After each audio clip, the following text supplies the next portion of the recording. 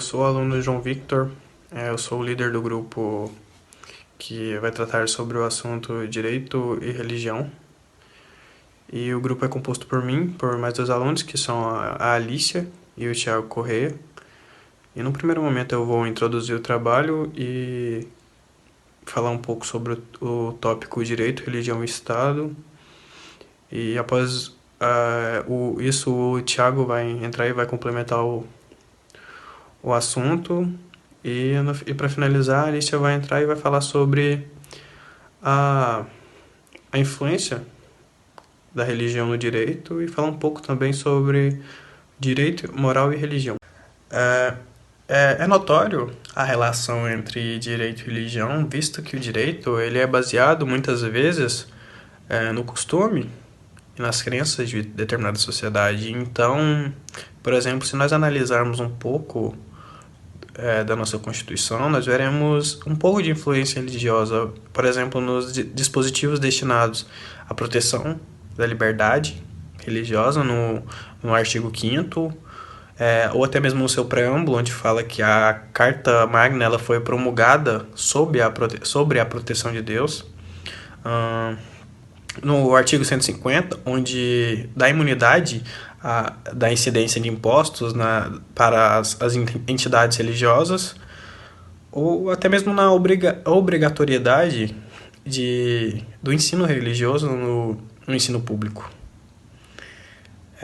Então, o objetivo do nosso trabalho é demonstrar um pouco dessa influência da religião no direito e exibir essa relação direito e religião.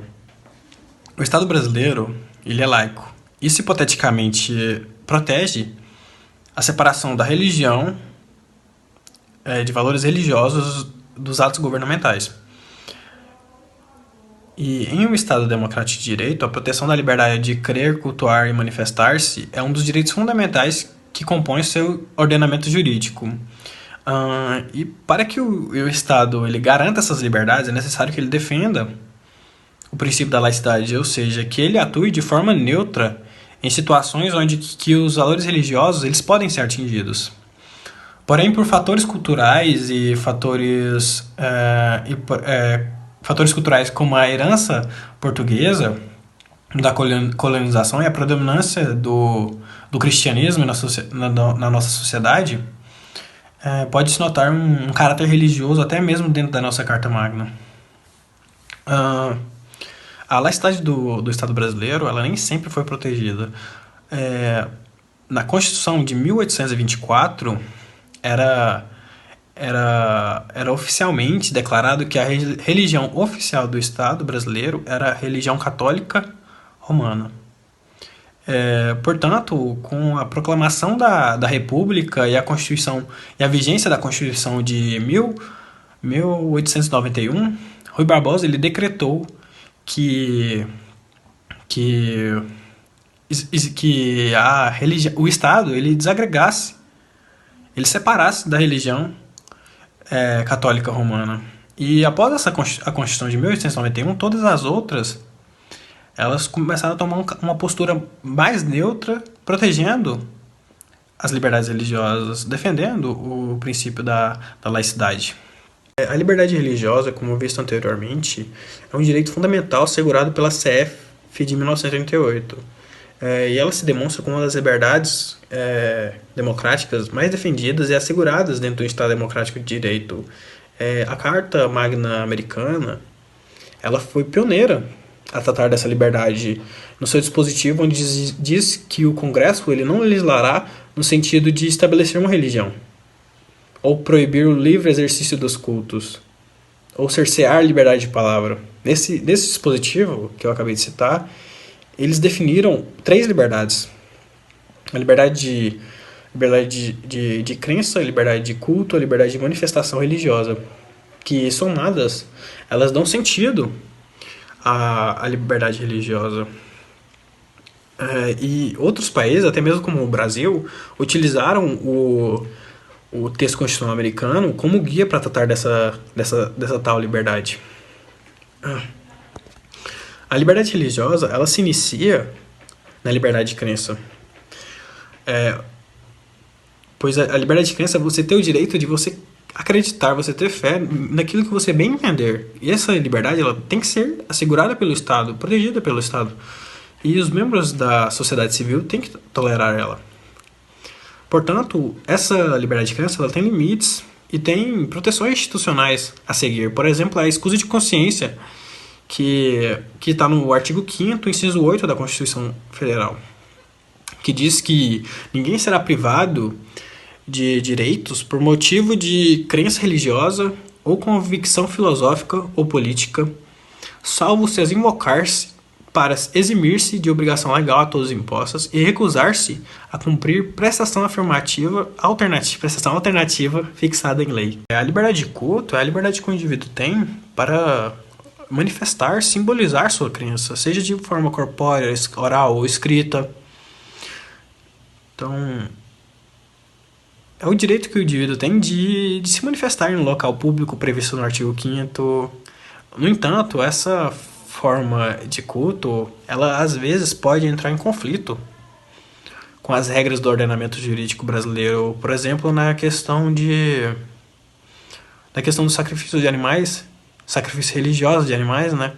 Onde o STF ele decidiu que é uma prática totalmente constitucional, desde que em relação a religiões de matriz africana, e que não ocorra nenhum excesso e nenhum tipo de crueldade naquele ato. E o ministro Marco Aurélio ainda defendeu que impedir tal prática seria agir contra a liberdade religiosa, justamente para garantir direitos fundamentais e garantir a existência de instituições de diversas crenças. A Constituição ela garante a imunidade tributária a templos religiosos. Em seu artigo 150, inciso 6, a linha B, a Constituição ela garante a imunidade tributária a templos de qualquer culto. E em seu parágrafo 4, ela complementa que a proteção, a imunidade de impostos, a imunidade tributária, ela não está apenas sobre o templo, mas sim por todo o patrimônio, toda a renda da instituição, que ela é destinada para exercer as finalidades essenciais da instituição. E resultado disso, as instituições religiosas elas não pagam imposto de renda, IPVA e IPTU.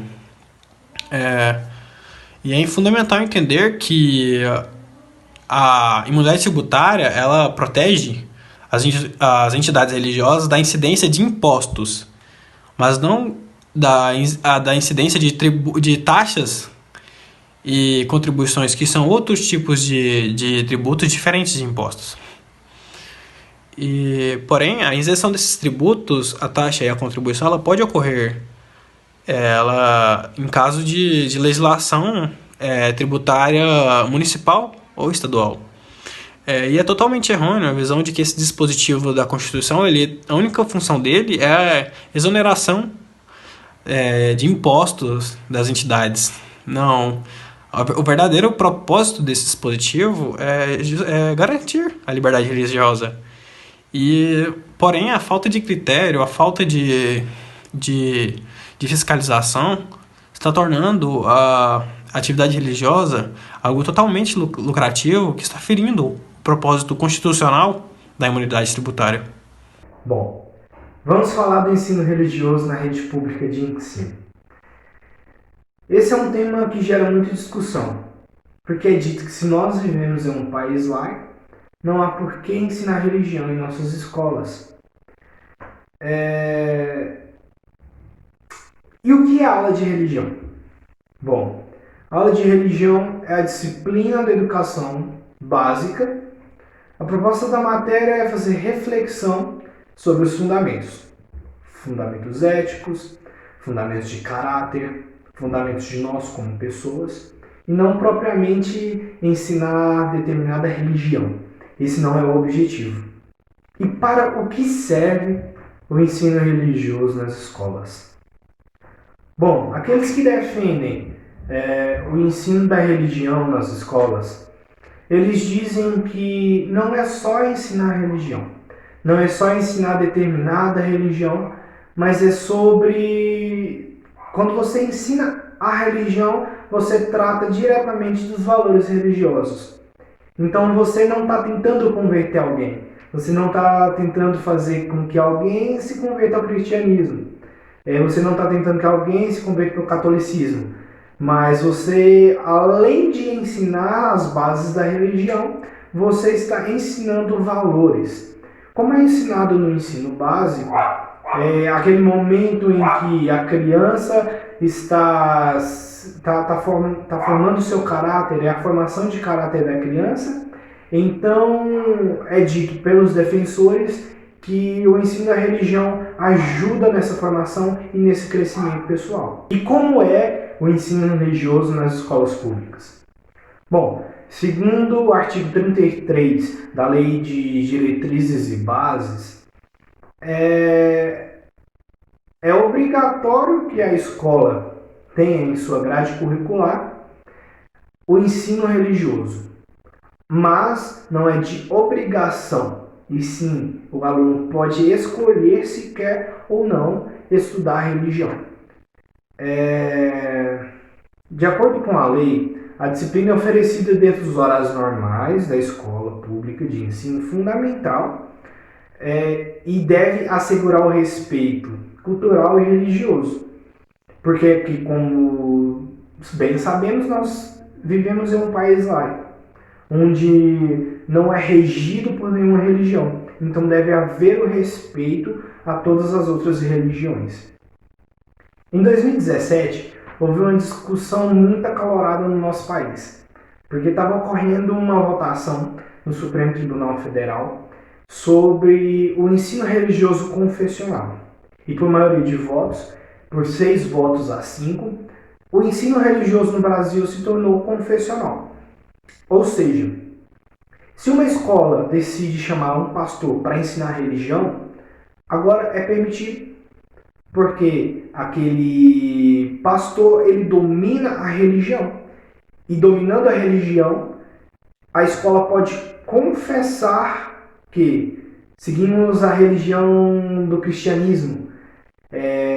Como aqui em Anápolis nós temos a escola adventista.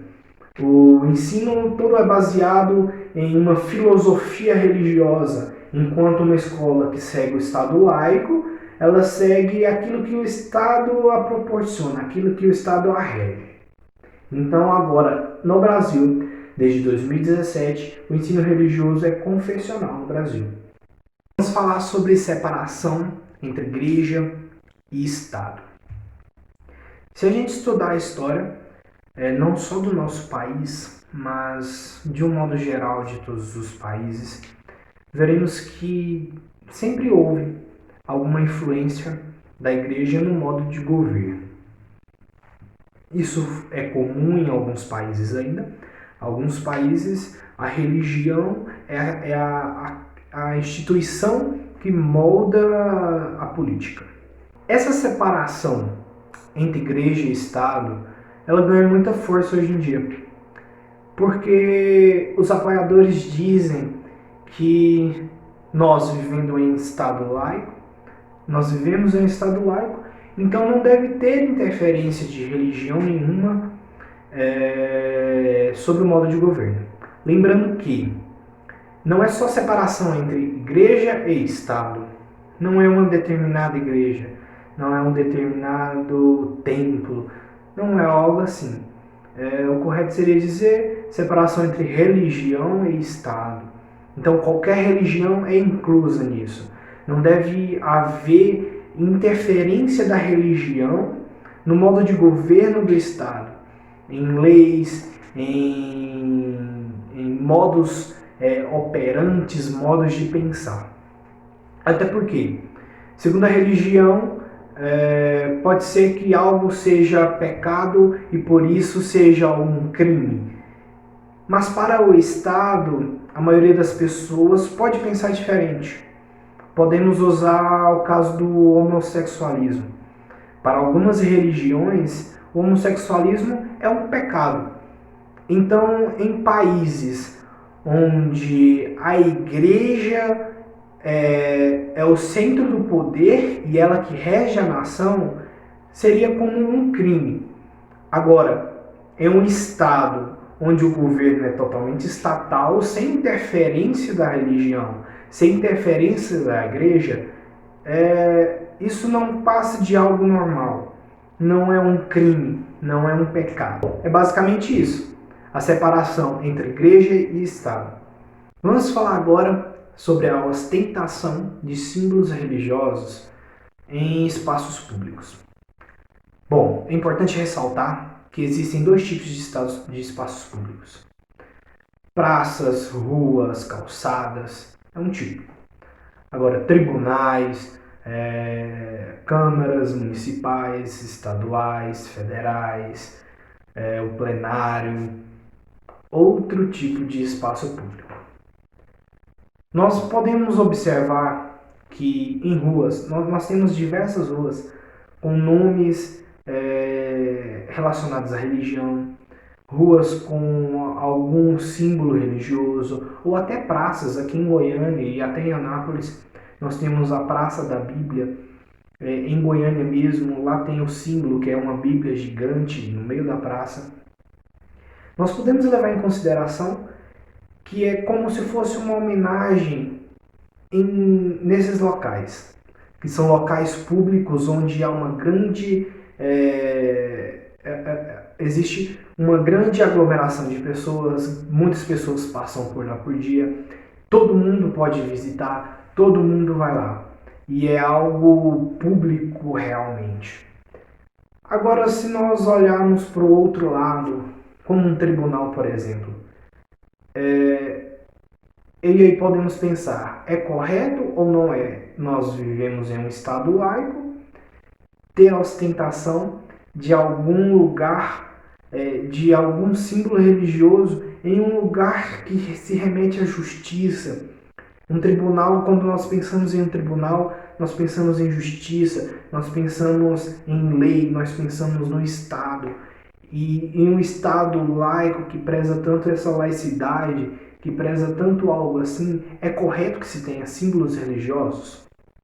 Então essa é uma discussão que sempre rodeia a mídia, que sempre está presente em rodas de estudo, em entrevistas. Nós podemos pensar que se colocamos, por exemplo, um crucifixo em um tribunal, isso abre precedentes para que todas as outras religiões reivindiquem seu direito de colocar algum símbolo religioso. Imagine só, se na parede do tribunal houvesse um símbolo de cada religião. Cada religião que queira o seu direito de colocar um símbolo lá. Então, pensando bem, não é melhor que seja algo neutro, algo sem a interferência, por mais que não exista uma interferência direta no Estado, mas é uma imagem que remete à religião. E é algo que deve ser tomado cuidado. Porque, volto a ressaltar, nós vivemos em um Estado laico. E para que haja harmonia e que para que não haja tanta discussão, é muito melhor você prezar a neutralidade. O tema que a gente vai abordar agora é direito, moral e religião. O direito, a moral e a religião, eles são entendidos como um mecanismo simbólico do controle social. Isso devido à capacidade humana de transcender as coisas e construir relações entre elas. A moral prescreve o modo e a maneira de como as pessoas devem se comportar em um tal grupo. O direito e a moral regulamentam as relações de uns homens com os outros, por meio de normas. A religião, além de apresentar os códigos de conduta, ela também mostra a forma como será castigado caso as regras não sejam cumpridas. Nós, que há séculos vivenciamos um gradual processo de separação entre religião e direito, e entre igreja e Estado, admitimos com naturalidade a diferença entre os deveres jurídicos perante o Estado e os deveres religiosos perante os deuses. Entretanto, por mais que isso pareça natural, o nosso modelo contemporâneo da sociedade não se trata da separação que sempre existiu durante muito tempo. Esses três âmbitos permaneceram indiferenciados da cultura dos povos ocidentais, ou seja, não havia distinção entre as normas religiosas, morais e jurídicas. Dessa forma, nas épocas de formação da sociedade ocidental, havia um único e complexo sistema normativo. Direito e religião. Direito e religião se relacionam apresentando os pontos semelhantes a pontos de distinção dependendo do ponto de vista. A religião, ela pode ser definida como um conjunto de crenças em uma determinada divindade ou força sobrenatural. É uma criação humana que busca explicações para o mundo e para vários questionamentos sociais. E na formação de sua doutrina, estipulam valores e princípios a serem seguidos pelo homem para serem obedecidos durante a vida. Valores esses que induzem seus fiéis a determinadas condutas sociais e proibições para que o objetivo final, que é o bem, seja atingido. Nesse aspecto, o direito e a religião se parecem, por expressarem mecanismo de controle social que impõe condutas e valores e que tem como finalidade o bem comum. Como aspecto de divergência, pode-se apontar o caráter de insegurança trazido pela religião, pois a Igreja oferece resposta que teriam credibilidade pela fé, sendo seus principais pressupostos inatingíveis. Já o direito parte de um pressuposto concretos e fornece segurança e proteção a indivíduo nas suas relações entre os semelhantes e o Estado. Contudo, entende-se que nenhum dever jurídico ou moral pode advir do cumprimento de uma norma meramente religiosa, exceto os fiéis ligados ao credo religioso. O direito e a moral. A moral e o direito têm a seguinte base: a moral tem um efeito dentro da pessoa e ela atua como um valor, aquilo que se aprendeu como certo. E o direito tem a relação com a sociedade. O direito é aquilo que a pessoa pode exigir perante seus semelhantes, desde que esteja de acordo com a lei, aquilo imposto pela sociedade. Alice, quais são os critérios da distinção entre o direito e a moral? No ponto de vista formal, pode-se verificar que as distinções são: o direito é bilateral, enquanto a moral é unilateral, ou seja, essas distinções se relacionam ao fato de que o direito, ao conceder direitos, da mesma forma impõe obrigações, sendo, pois, uma de mão dupla. Já a moral, suas regras são simplificadas, impondo tão somente deveres, o que se espera dos indivíduos, e obediência de suas regras. Exterioridade do direito e interioridade da moral. É assim. Por essa distinção, entende-se que o direito é externo e, por se ocupar das atitudes externalizadas dos indivíduos, não devendo se atuar no campo de consciência, somente quando necessário para averiguar determinada conduta. Já a moral, ela se destina a influenciar diretamente na consciência do indivíduo, de forma a evitar que as condutas incorretas para se aferir à intenção do indivíduo, vale dizer que esse critério não atingiria a moral social. A outra distinção é autonomia e heteronomia. Na moral, a decisão às regras se dá de uma forma autônoma, ou seja, o indivíduo tem uma opção de querer ou não aceitar aquelas regras. É, portanto, um querer espontâneo. É importante registrar que esse critério também não atinge a moral social. Já com o direito, ocorre de forma diversa, pois o indivíduo se submete a uma vontade maior. Os objetivos do direito e da moral são diferentes da medida em que o direito visa criar um ambiente de segurança e ordem para que o indivíduo possa alcançar o desenvolvimento e progresso pessoal, profissional, científico e tecnológico. Já a moral se destina a aperfeiçoar o ser humano, sua consciência, e para uma tal lhe impõe deveres na relação consigo mesmo e para com o próximo. Quanto ao conteúdo propriamente dito, surgem 4 teorias. A primeira é a teoria dos círculos concêntricos.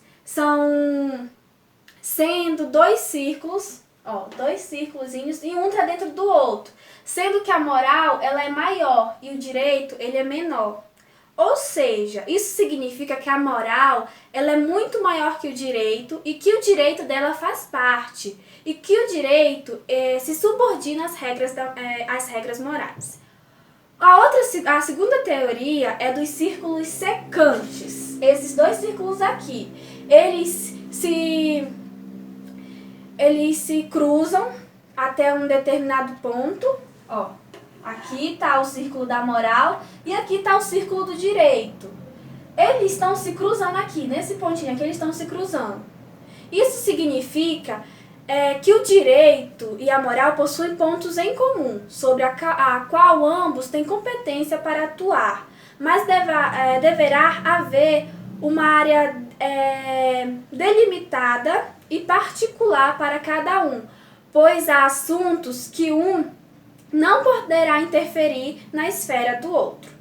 Aí vem a visão de Hans Kelsen, para derrubar o círculo concêntrico e os círculos secantes, pois na visão kelsiana o direito é autônomo e é validade de suas normas, nada tem a ver com as regras morais, ou seja, o direito ele atua por si próprio e a moral também.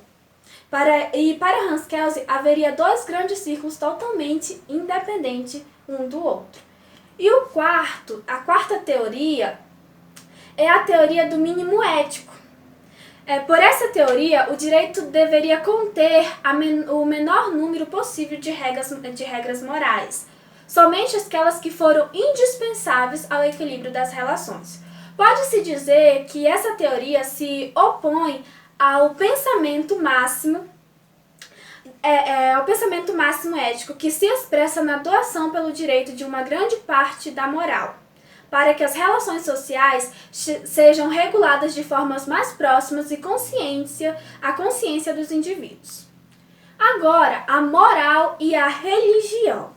A moral e a religião estão ligadas de modo estreito, diferenciando-se apenas pelo fato de que, na moral, os deveres são praticados como princípios fundamentais de todo ser racional, e pelo fato de que esse último deve agir conforme os membros de um sistema universal de fins.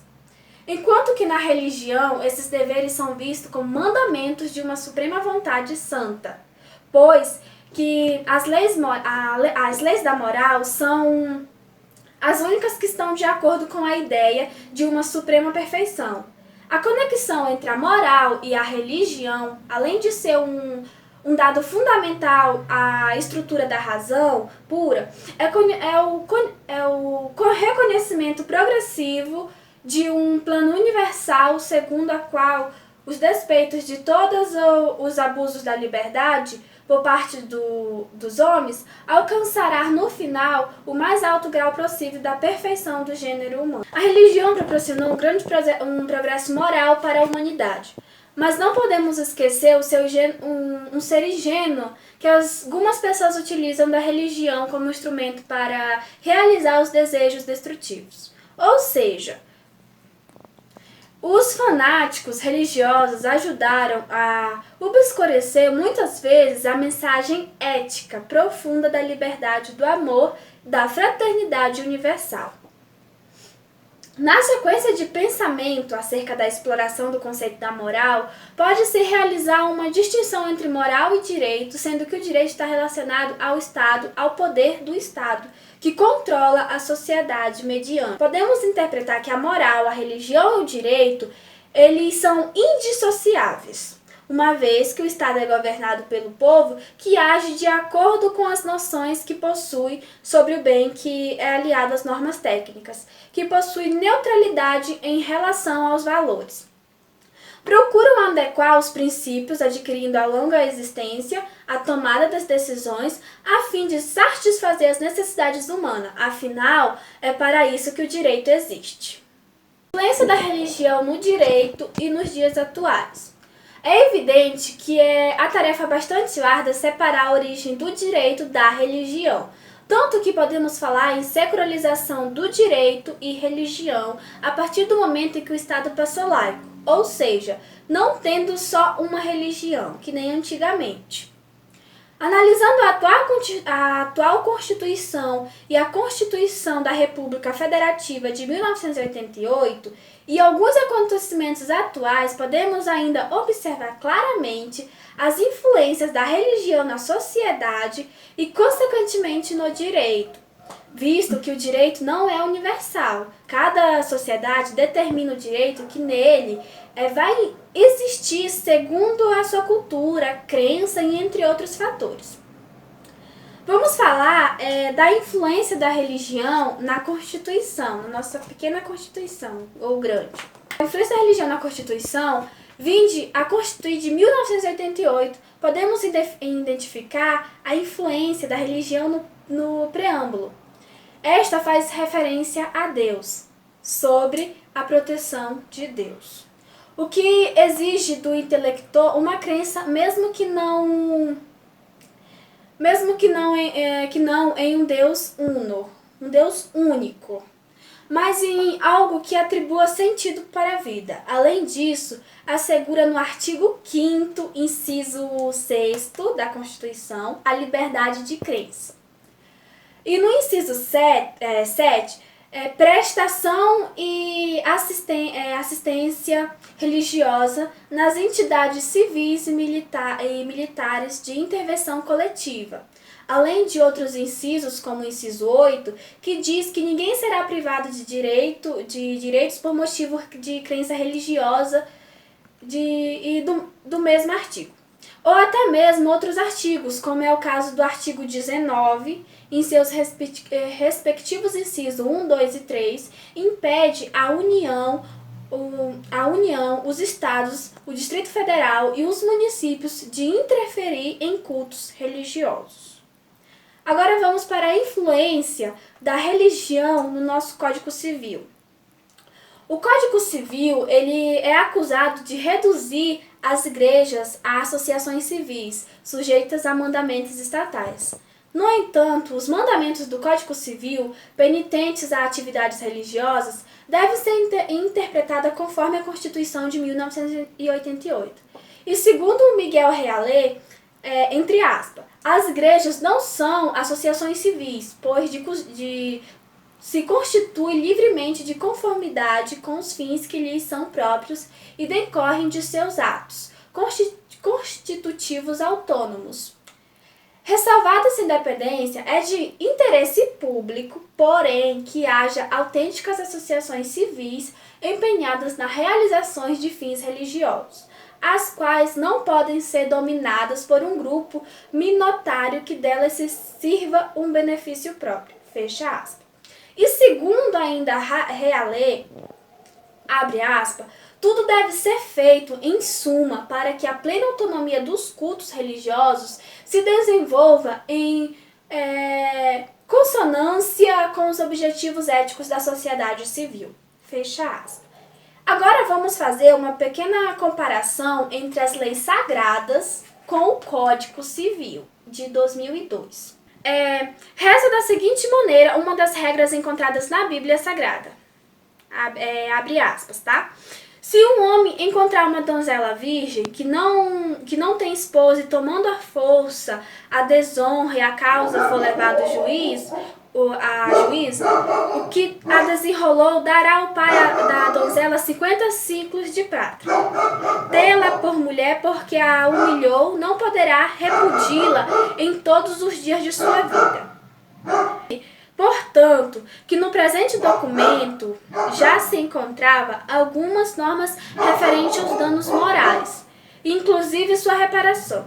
Atualmente, o dano moral também é tratado com serenidade, sendo comprovado aquele que causou sofrerá consequências jurídicas. Versam nos artigos 927, 186 e 187, que aquele que comete um determinado ato ilícito e causa dano a outro fica incúmbido, ou seja, responsabilizado por sua reparação.